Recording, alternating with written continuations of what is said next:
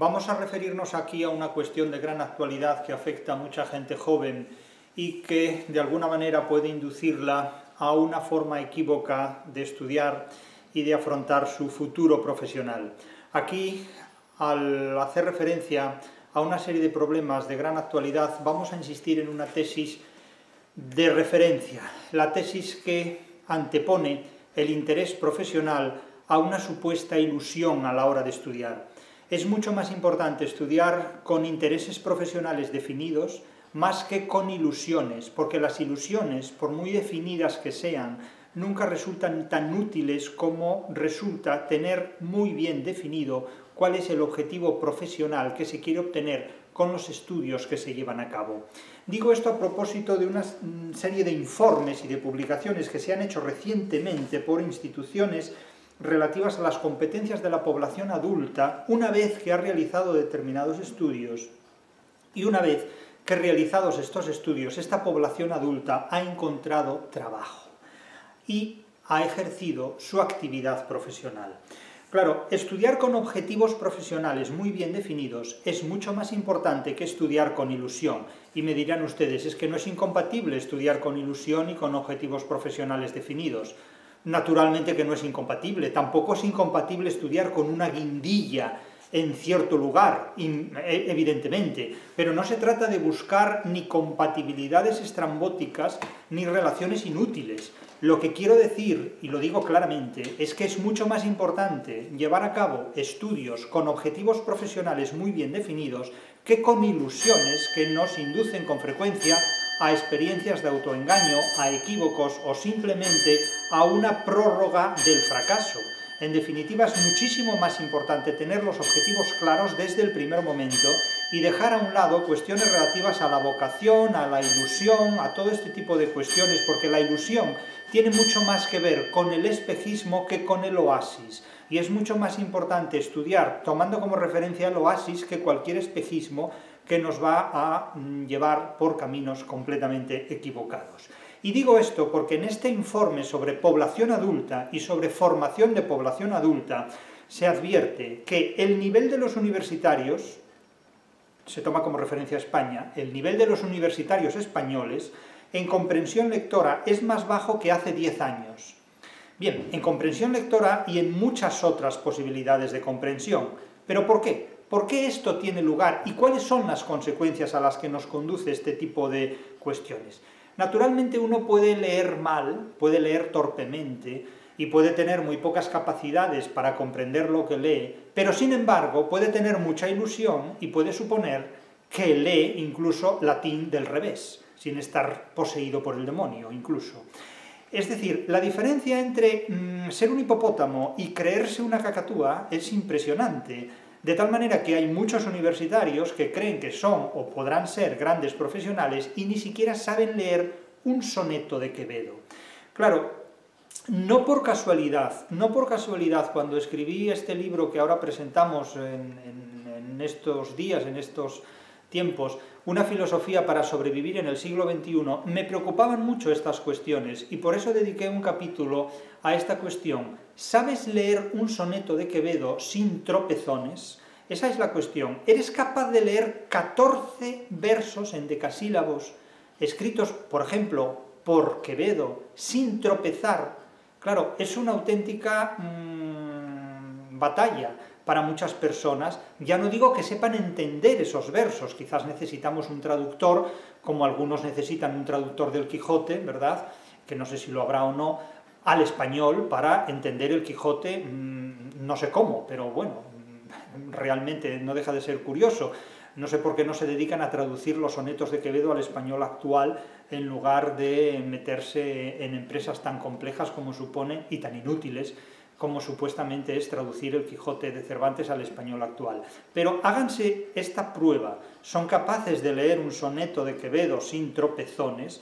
Esto es un test muy revelador y de hecho en nuestra filosofía para sobrevivir en el siglo XXI, en este libro, que por cierto presentaremos en Vigo el 12 de febrero en el Club de Prensa El Faro de Vigo, me permito citar un párrafo que tiene mucho que ver directamente con la cuestión que tratamos y con la cuestión de la educación, porque si se advierte en este informe que el nivel de los universitarios españoles en comprensión lectora es más bajo hoy que hace una década, hoy es más bajo que hace 10 años, la pregunta es la siguiente, y pensando en este tipo de cuestiones escribí esto que me permito citar aquí, en la página 54 de este libro, Una filosofía para sobrevivir en el siglo XXI. Aquí digo, pregunto al lector de cualquier edad, pero pienso sobre todo en los milenaristas. ¿Eres capaz de leer un soneto de Quevedo sin tropezar? Por desgracia para ti, esta es la educación científica e intelectual que recibes, pero la recibes hoy, no estamos hablando del futuro, la recibes ahora mismo, mientras yo grabo este vídeo. Nuestra sociedad, desde la corrupción de nuestros políticos hasta la ignorancia de tus profesores, formados muchos de ellos, no generalicemos nunca, subrayo esto, no generalicemos nunca, en las ideologías partidistas de uno u otro extremo, de uno y otro extremo, me da igual cuál sea la ideología, me da igual cuál seas, todas son lo mismo, todas son distorsiones del conocimiento científico. Cualquier ideología es un tercer mundo semántico, es una forma de organizar emocionalmente la ignorancia colectiva. Muchos profesores están formados en estas ideologías, es decir, en las organizaciones emocionales de las ignorancias colectivas, en ideologías partidistas y en creencias irracionales, en lugar de estarlo en ciencia y filosofía crítica no idealista. No todas las filosofías son iguales, por eso hablar de filosofía en general es hablar en realidad de un concepto indefinido, es decir, ¿de qué filosofía hablamos cuando hablamos filosofía? De filosofía. La filosofía es el modo de relacionar las ideas de las que disponemos y con las que actuamos. Es el modo de relacionar sistemática o asistemáticamente las ideas críticas o acríticas de las que disponemos con conocimientos científicos o de espaldas a los conocimientos científicos y, naturalmente, con las que obramos, en definitiva. Entonces, claro, si alguien está formado en ideologías, en creencias irracionales, en lugar de estar formado en conocimientos científicos y en disposiciones que nos induzcan a interpretar filosofías críticas no idealistas, el objetivo de la educación es diseñar a una población, formar a una población cuyo fin es el analfabetismo científico, en definitiva. Y tú eres su objetivo prioritario. ¿Eres capaz de leer un soneto de Quevedo sin tropezones? Fin de cita. Esto es lo que básicamente quiero aducir en relación con este informe al que me refiero inmediatamente, pero que también se interpreta en libros como este, Una filosofía para sobrevivir en el siglo XXI, que presentaremos en Vigo el próximo 12 de febrero, miércoles, en el Club de Prensa Faro de Vigo, con Inmaculada Naya, profesora y vicedecana de la Facultad de Filología y Traducción de la Universidad de Vigo. Allí estaremos. Entrada libre, gratuita, hasta completar aforo, todas esas cosas. Pero a lo que vamos, que el nivel de los universitarios en comprensión lectora españoles es hoy día muy inferior al de hace una década. Y los datos objetivos, entre otros, son estos.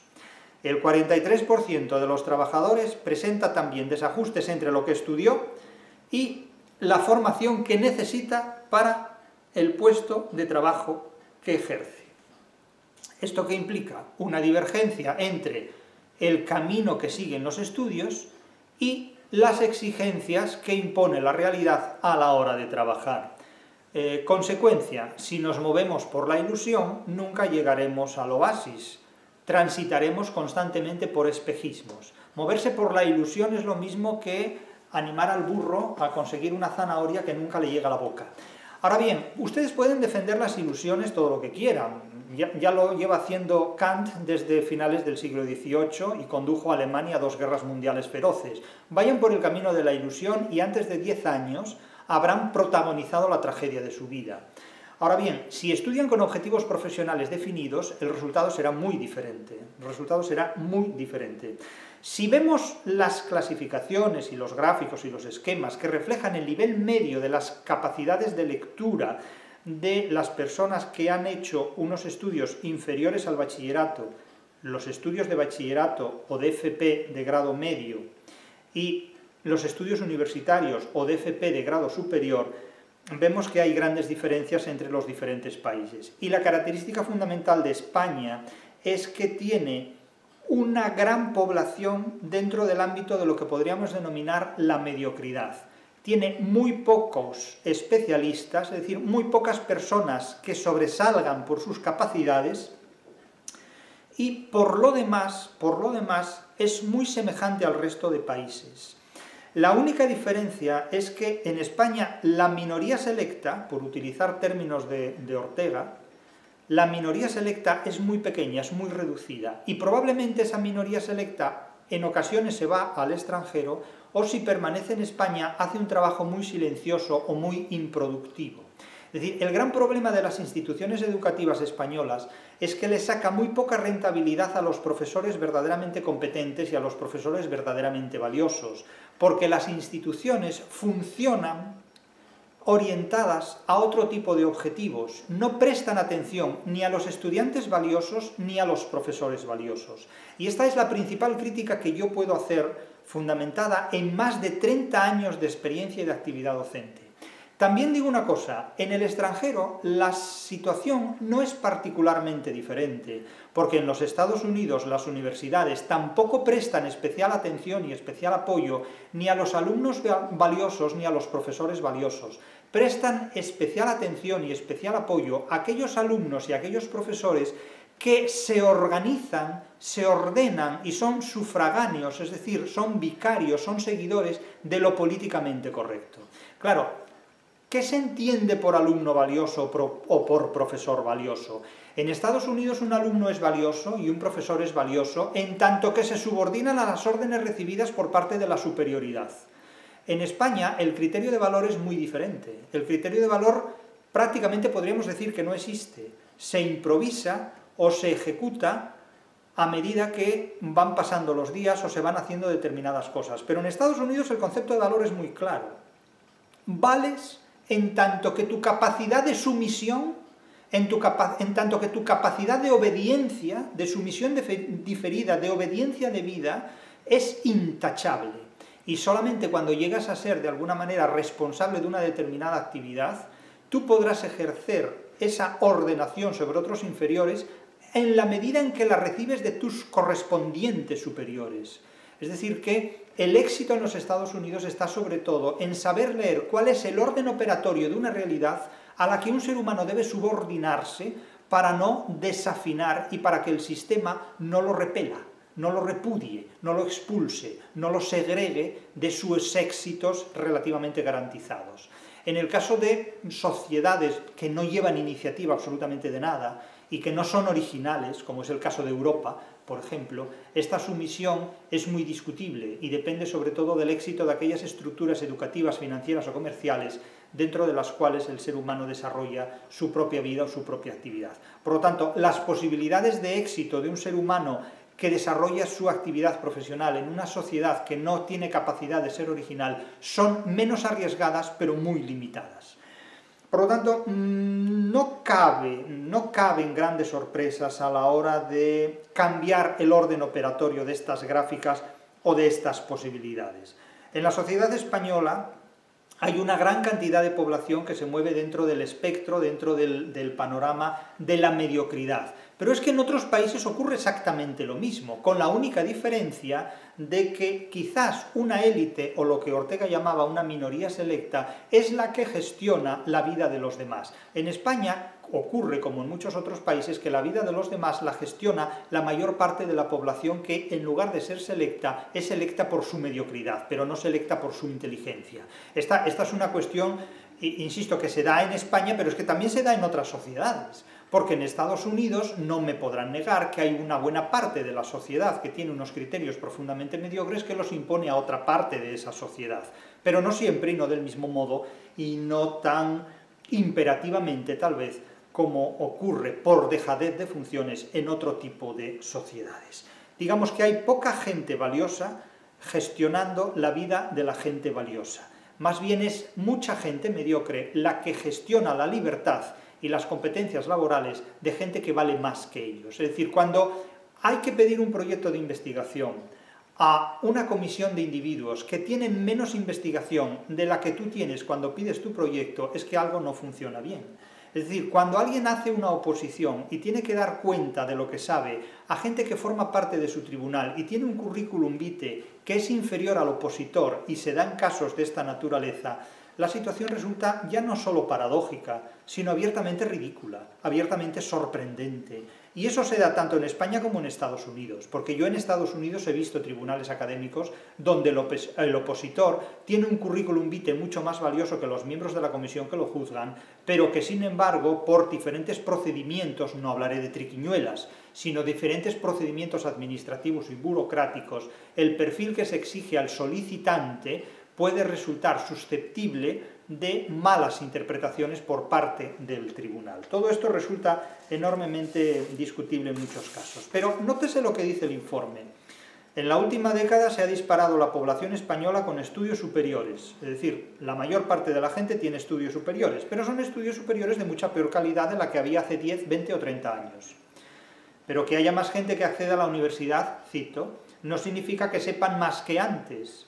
En realidad saben menos, pero no saben que saben menos, creen que saben más. De ahí la leyenda de somos la generación más preparada de la historia de España. Bien, bueno, eso lo puede pronunciar un personaje de entremés cervantino para causar risa. O sea, eso es una frase que podría recitar Lina Morgan representando un personaje teatral en alguna de sus populares farsas. O Chiquito de la Calzada contando un chiste, pero eso no se puede tomar en serio. El rendimiento medio en lectura de los universitarios de ahora es 271 puntos, 10 menos que hace 10 años.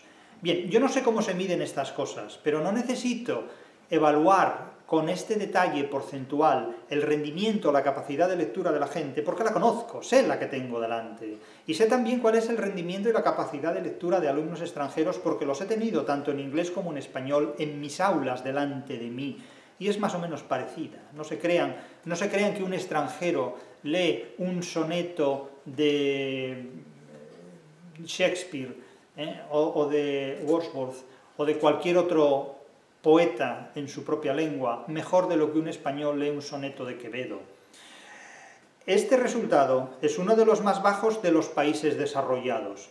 Un universitario español tiene peor nivel que un bachiller de Finlandia. Yo esto no me lo creo, ya lo digo abiertamente. O sea, esto podrá ser verdad, pero es una verdad que yo no me creo.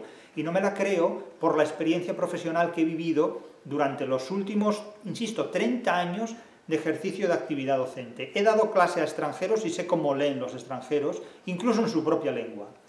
De Suecia, de los Países Bajos o de Japón. La Organización para la Cooperación y el Desarrollo Económico, la OCDE, presentó un programa para la evaluación internacional de las competencias de la población adulta, el PIAC, mucho PIAC, que evalúa el rendimiento de la población en edad de trabajar, es decir, entre 16 y 65 años en 31 países y zonas geográficas. Claro, los resultados de lectura es que España está muy por debajo de los Estados Unidos, pero está como 10 países por debajo de los Estados Unidos y varios países por encima pues, de Portugal, de Polonia, de Lituania y también de Israel y también de Italia. Claro, estos son esquemas relativamente, y gráficos y módulos relativamente sospechosos, Es una forma de clasificar, pero me parece de un idealismo difícil de creer en algunos aspectos y muy difícil de rebatir en casi todos, esa es la verdad. Las calificaciones de la población española, 247 en lectura, 257 puntos en matemáticas y 241 en resolución de problemas, yo no sé cuáles serán estos problemas ni sus soluciones, pero bueno, permanecen estancadas y por debajo del promedio de la Unión Europea, pero son mucho peores si se pone la lupa en el rendimiento de los adultos con estudios universitarios o con título de bachillerato o de FP de grado medio. Es decir, que aquellos adultos que han cursado en tiempos estudios universitarios ahora saben menos de lo que sabían cuando cursaron esos estudios universitarios. Entonces, claro, uno se pregunta, ¿y qué ocurrió? ¿Se han olvidado de los conocimientos? Pero es que se trata de conocimientos prácticos, no de conocimientos teóricos. Es decir, es como si se hubieran olvidado de leer o de escribir técnicamente. Y claro, esta es una cuestión que, claro, no se trata de hacer un chiste con ella, porque es una cuestión muy seria. Pero vamos a ver, solo se explicaría por una cuestión de una enfermedad, por una senilidad, por un problema, insisto, de demencia senil. Pero es que también hay una demencia juvenil que si no se trata a tiempo da lugar a consecuencias muy nefastas, y no es una broma, con esto no se puede hacer ningún tipo de chiste, porque no es ninguna broma. Dice el texto: el nivel de los que solo han estudiado hasta la ESO es superior al de otros países y se encuentra a la altura del rendimiento de Reino Unido, Dinamarca o Italia. Pero los españoles que solo tienen la ESO lo hacen mejor que la media. Sin embargo, hay poca diferencia con los de arriba, los de la universidad. Estamos mal arriba, no abajo. Estas son palabras de, y cito, Antonio Cabrales, catedrático de Economía de la Universidad Carlos III, que advierte que la gente que está en niveles superiores tiene proporcionalmente peor formación que la que está en niveles inferiores, y esto es enormemente llamativo y tiene consecuencias realmente importantes, porque remite a una deficiencia en las actividades profesionales. Claro, el mayor problema de España, continúo con la cita del informe y del artículo, el mayor problema que tiene España, sin embargo, es el elevado porcentaje de población que, independientemente de hasta dónde haya estudiado, muestra un bajo nivel o competencias muy rudimentarias en los trabajos que realiza. Una proporción que se ha incrementado durante esta década y que contrasta con la muy reducida proporción de adultos excelentes. Es decir, lo que decíamos con anterioridad, hay muy pocas personas cualificadas y muchísimas personas mediocres que gestionan el trabajo de las personas cualificadas. Claro, esto es un mundo al revés. Y en un contexto de esta naturaleza, pues resulta muy difícil ser un buen profesional en ejercicio de nuestro trabajo. Es decir, si como profesores, profesionales, competentes, dependemos de la mediocridad de un gestor que está administrativamente, solo burocráticamente por encima de nosotros, nuestro trabajo ya se estropea, no por nuestra culpa, sino por culpa de un sistema alimentado por una mediocridad que en lugar de estar fuera del sistema lo dirige, lo preside, lo organiza, lo administra y lo apadrina, o incluso diríamos que hasta lo subvenciona extrayendo estos dineros del trabajo de otras personas, no del propio. El resto de las materias analizadas tampoco dan una mejora a lo largo de la última década, lo mismo en matemáticas, etcétera, etcétera. Claro, esta es una situación realmente conflictiva. Y la síntesis más o menos a la que parece llegar esta materia sometida a análisis es que buena parte de los países analizados por la PIAC, por la formación de los adultos, experimenta un empeoramiento en las condiciones de lectura y de matemáticas. Es decir, la mayor parte de los países, por tanto, todo Occidente, en definitiva, ha experimentado una degradación educativa que afecta a dos pilares fundamentales: el lenguaje y el cálculo, la matemática y la filología. El informe dice que no se puede atribuir a la calidad de la educación, es decir, al currículum o a la formación de los profesores, sino que más bien depende del perfil de los estudiantes. Yo pienso lo contrario, pero claro, cualquier persona puede pensar lo contrario de lo que yo piense también. Estos son terrenos absolutamente opinables. A mi juicio, la responsabilidad de toda esta degradación no la tiene una sola fuente, no la tiene una sola causa. La culpa no la tienen solo los profesores, ni la culpa la tienen solo los alumnos. Es decir, la culpa la tiene todo un conjunto orquestal de instrumentistas, voces corales y director de orquesta y financiación de la orquesta y público asistente. Evidentemente, aquí, desde el momento en que se tolera, se permite, se autoriza, se aplaude, se elogia o se mantiene una indiferencia apática en relación de complicidad con un fracaso manifiesto en la educación, se participa y se promociona de una o varias maneras ese fracaso. Por lo tanto, como diría Pérez Reverte, todos somos culpables, pero claro, la representación de la culpabilidad pública no resuelve el problema. En definitiva, no es más que un narcisismo de la culpa, es decir, en plan, murió por nuestros pecados. Bueno, no tiene ningún sentido. Los problemas deben resolverse si no se transforman en problemas mayores, en definitiva.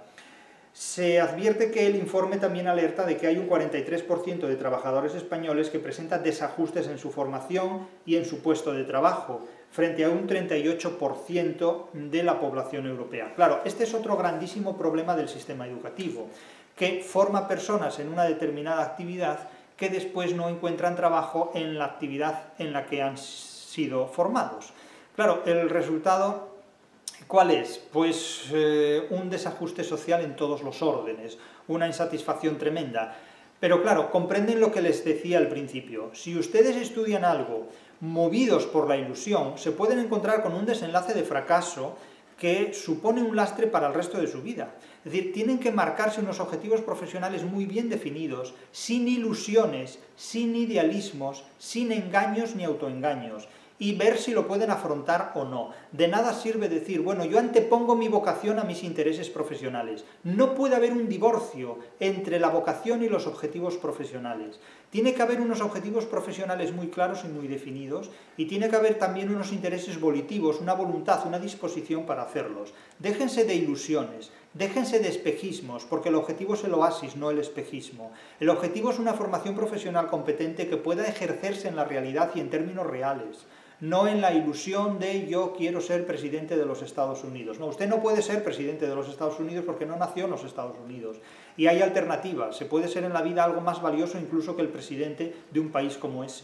Otra cuestión es que usted no se convenza de ello, ¿no? Es decir, yo quiero ser caballero andante, bueno, no es necesario que lo sea, porque eso no es operativo hoy día. O yo quiero ser un unicornio, bueno, pues a lo mejor es más fácil que tenga 2 cuernos que uno, ¿no? Pero eso ya es cosa suya, en esas cuestiones ya no entro. Es decir, el camino del idealismo es un camino muy peligroso, que pone en riesgo no solo la salud mental de quien lo padece, sino de cuantos están a su alrededor, ¿eh?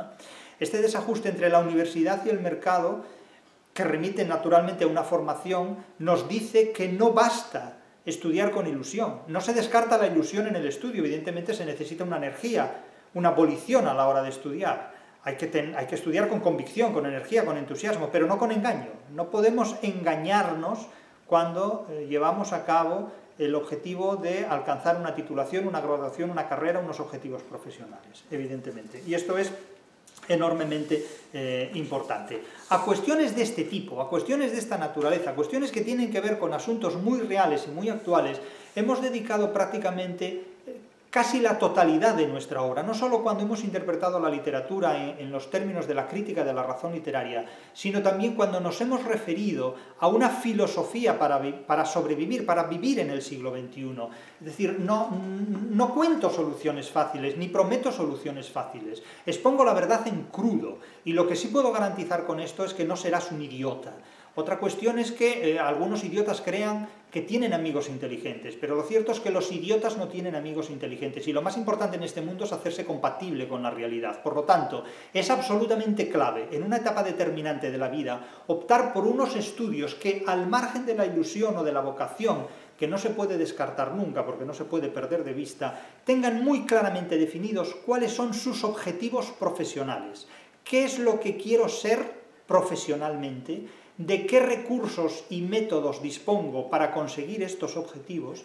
Y vamos a ilusionarnos exclusivamente en objetivos reales, no en cuestiones que nos distancien de la realidad y que nos hagan equivocarnos. Eso en primer lugar.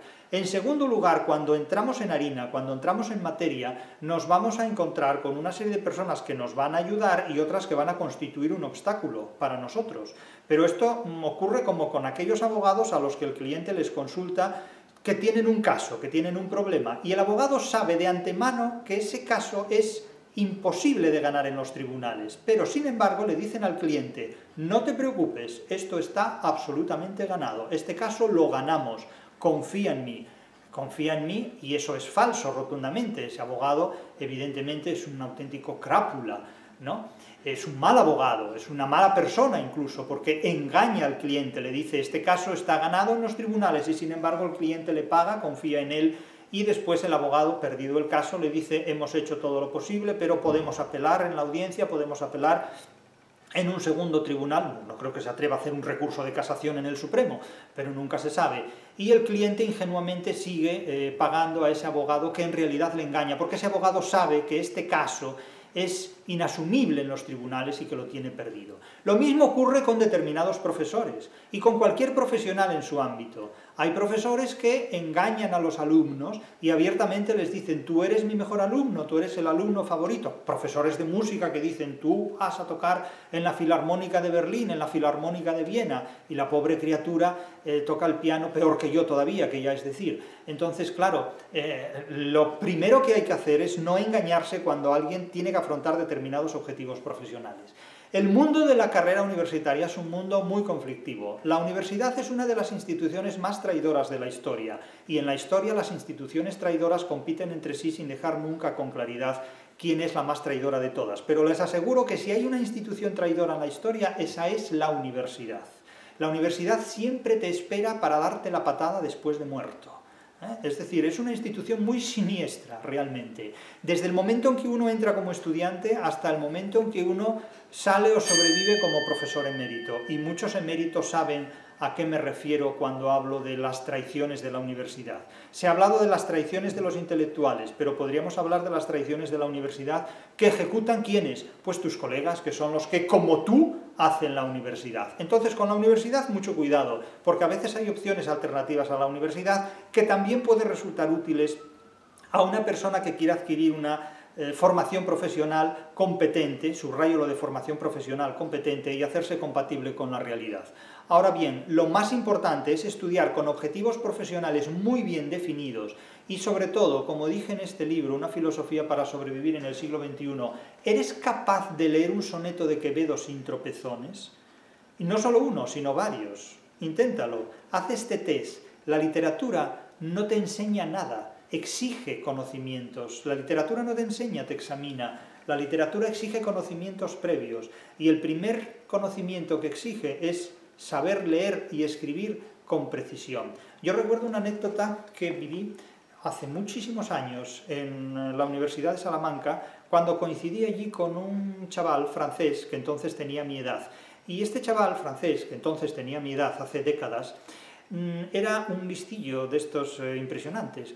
De tal manera que lo que hacía era preguntas exóticas, preguntas del tipo: ¿tú sabes cuántas revoluciones por segundo experimenta una rueda que gira sobre sí mismo 750.489,8 veces en cada ciclo lunar? Y yo le decía: pues ni lo sé ni me importa. Y entonces un día, quería examinar a todo el mundo, y un día me tocó a mí, y me pone delante un texto en latín, y me dice: ¿tú sabes leer bien en español? Me dice, y yo le dije: pues no estoy muy seguro, pero creo que sí. Y entonces me dice: ¿y en latín? Y le dije: pues no lo sé, porque nunca leí latín. Así mismo se lo dije. Era mentira, porque habíamos estudiado latín en la carrera y en el bachillerato. Y entonces me puso un texto de latín delante de mí, y lo leí, porque evidentemente estudiábamos latín en filología hispánica, estudiamos bastantes años de latín y de griego, y bueno, pues salí airoso de aquella prueba. Y entonces el tipo me miraba con cara de asco, ¿no? En el sentido de decir: bueno, pues no tropezó con la lectura del latín. Yo no les pido que lean latín, como aquel, aquel individuo que pensaba que el latín era la lengua que se hablaba en Latinoamérica, porque no sabía distinguir entre Latinoamérica e Hispanoamérica. Bien, pero al margen de esto, aquel chavalito, que no sé qué habrá sido de él, pues le gustaba examinar a la gente de esta manera, y a mí me examinó de esta manera. Yo no les voy a examinar a ustedes de ninguna manera, examínense ustedes a sí mismos, sean sus propios profesores, pero hagan esta prueba: lean un soneto de Quevedo a ver si pueden hacerlo sin tropezones, y después del primero sigan leyendo otros, que aprenderán muchas cosas. Esto es lo que enseñamos en libros como este, con el cual tengo a mis espaldas, Una filosofía para sobrevivir en el siglo XXI. Recuerden, el 12 de febrero, miércoles, 2 días antes del Día de los Enamorados, estaremos en Vigo, en el Club Faro de Prensa, para presentar este libro, Una filosofía para sobrevivir en el siglo XXI. Ahí hay cosas muy interesantes.